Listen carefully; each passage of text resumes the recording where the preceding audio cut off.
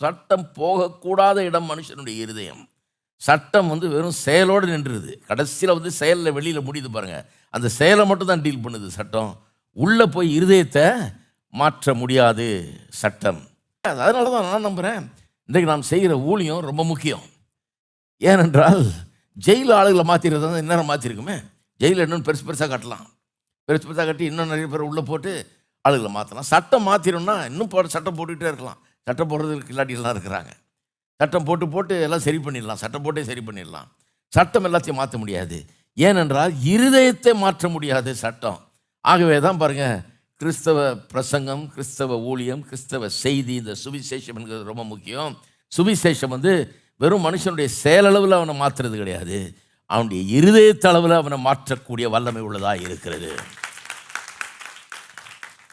நம்ம பிரசங்கம் பண்ணுற சுவிசேஷம் என்னன்னு தெரிஞ்சு வச்சுக்கணும் பாருங்கள். ஏன்னா நம்மளும் சில நேரத்தில் என்ன பண்ணிடுறோம் அறியாமல் பாருங்கள், நிறைய கிறிஸ்தவ மத்தியிலையும் நம்மளும் செயலளவில் தான் டீல் பண்ணிகிட்டு இருக்கிறோம்.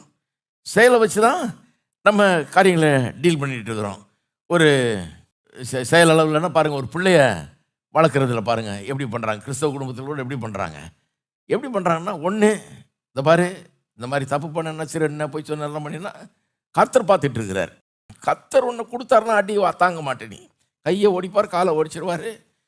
கர்த்தர் அப்புறம் அடித்தாருன்னா நீ தாங்க மாட்டேன், ஜாக்கிரதையாரு அப்படின்னு அவனுக்கு வேணும் ஆகிடுது, விடன்னு ஆகிடுது அவனுக்கு. ஐயோ கடவுள் பார்த்துட்டு இருக்கிறாரு, கடவுள் கண்டது. அது மட்டும் இல்லை, போலீஸ் பிடிப்பாங்க, அவங்க வேறு உதப்பாங்க. அது மட்டும் இல்லை, நாங்களே பிடிப்போம், நாங்கள் பிடிச்சாலும் வச்சு வாங்குவாங்கன்னு. நீ மாட்டேன்னு நினைக்கிறியா? இந்த தப்பெல்லாம் பண்ணுற வேலை வச்சுக்காத.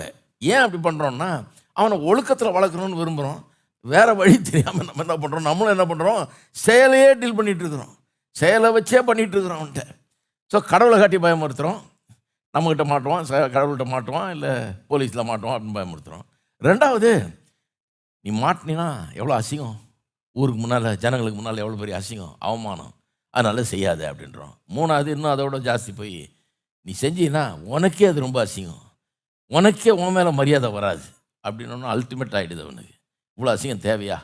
ஊர் வேறு நம்மளை அவமானப்படுத்துவாங்க, நமக்கே நம்மளை ஒத்து வராதுன்றாங்க, கடவுள் வேலை அடிப்பார், போலீஸ் அடிப்பாங்க, இப்படி மாட்டுவோம், அவமானப்படுவோம், இது தேவையான்னு சொல்லி இது பண்ணுறான். ஆனால் இந்த ப்ராசஸில் இப்படி போதிக்கிறதுனால என்ன பண்ணிடுறோம், ஒரு பயத்தை உள்ளத்தில் உண்டாக்கிடுறோம்.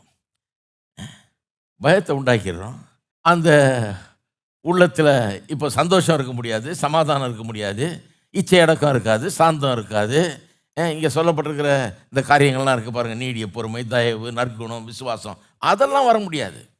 இந்த மாரல் ரெஸ்ட்ரெயின்ட் கொண்டாடுறோம் இல்லையா, ஒழுக்கத்துக்கு அடுத்த போதனைகள் அல்லது ஒழுக்கத்துக்கு அடுத்த கட்டுப்பாடுகளை போதிச்சு சொல்கிறோம் இல்லையா, அதனால அன்பை உண்டாக்கிட முடியுமா, சந்தோஷம் உண்டாக்கிட முடியுமா, சமாதானத்தை உண்டாக்கிட முடியுமா,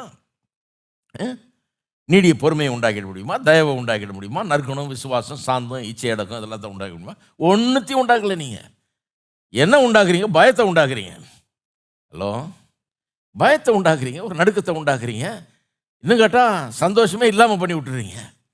அவன் இப்போ பயத்துக்கு உள்ளே இதை பண்ணுன்னு சொல்லுது, தப்பை பண்ணுன்னு சொல்கிறதுக்கு ஒரு இருதயம் இருக்குது, உள்ள இருதயம் கெட்டு போயிருக்கு இல்லையா, பாவ இருதயமாக இருக்குது. எல்லாம் ஒன்றும் தெரியாமல் முழிக்கிறீங்க. உள்ள பாவ இருதயம் என்ன சொல்லுது, தப்பை பண்ணுது, தப்புன்னு தெரிஞ்சும் பண்ணுன்னுது.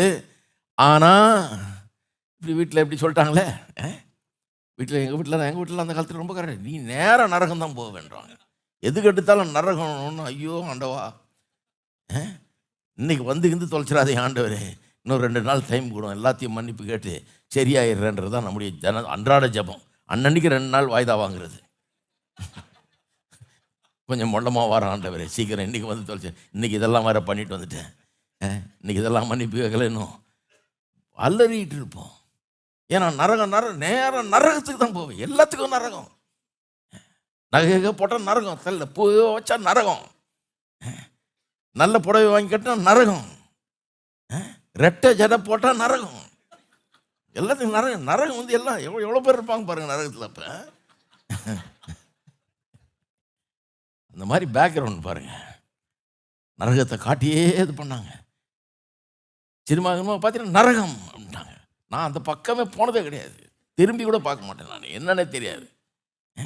நரகம்னு சொல்லிட்டு அப்புறம் அடுத்து இன்னொருத்தர் பிரசங்கம் பண்ணுவார், இந்த போஸ்டரை பார்த்தியா எப்படி இருந்ததுன்னு அப்படின்னு. அப்புறம் தான் நானே பார்க்க ஆரம்பித்தேன். போஸ்டர் எந்த போஸ்டர் சொல்கிறாரு. ஒருத்தன் சொன்னா இந்த போஸ்டர் நான் அவனை காமிக்கிறேன்னா ஒன்றும் தெரியாமல் இருக்கிறேன் நீ. ஆகவே உள்ளத்தை மாற்ற முடியல பாருங்க. உள்ள அப்படியே தான் இருக்குது. உள்ள வந்து பாவம் செய்யின்னு தூண்டுது. ஆனால் ஒரு பயத்தை ஏற்படுத்தி வச்சிட்டோம்.